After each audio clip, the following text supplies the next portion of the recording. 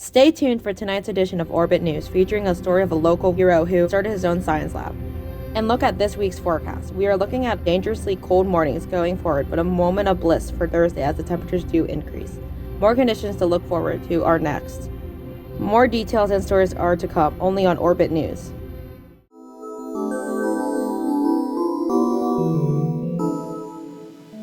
Hello and welcome back to Orbit News. I'm Mackenna. And I'm Arie. And we're here to talk to you about the local news revolving around you. Today we're covering two segments, one about a local hero and another covering our daily forecast.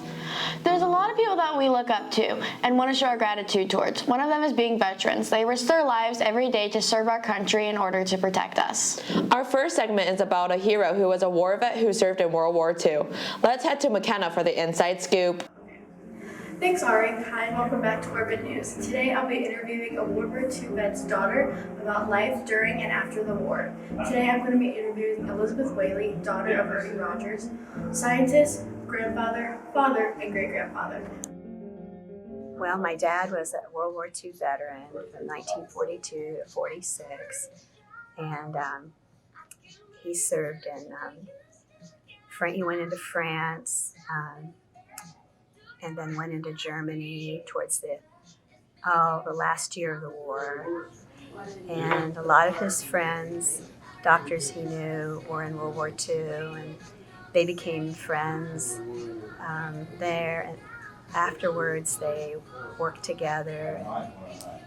And Dad learned laboratory science in the Army. So then he had open laboratories, and the doctors used him to help run the tests.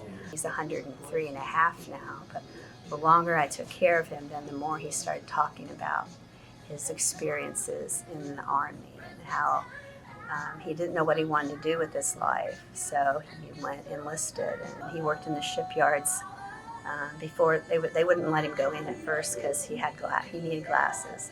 So he went to the shipyards and helped build ships for the Army, and how he helped the people, how he helped a little boy who had an infection in his foot, and his mother, they didn't have medicine, so he took care of it, made it better for the next time he came back.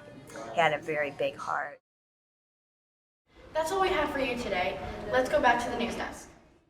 Thanks, Mackenna. I can't believe he started his own science lab. I know, a pretty interesting story. I had a lot of fun learning more about him and his experiences. I bet. Now we head to Arie for the weather update. Now to you, Arie. Thanks, Mackenna. It's looking to be some rather cold mornings, with Sunday having some strong winds and some flurries with a high of 30 degrees and a low of 25 degrees. Monday is also going to have some flurries with a high of 35 degrees and a low of 28 degrees.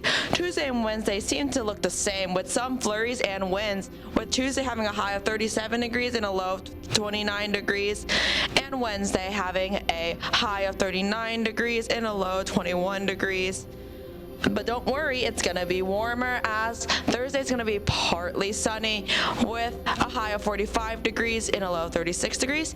And then Friday and Saturday is going to be sunny, with Friday having a high of 51 degrees and a low of 32 degrees. And Saturday having a high of 55 degrees and a low of 29 degrees.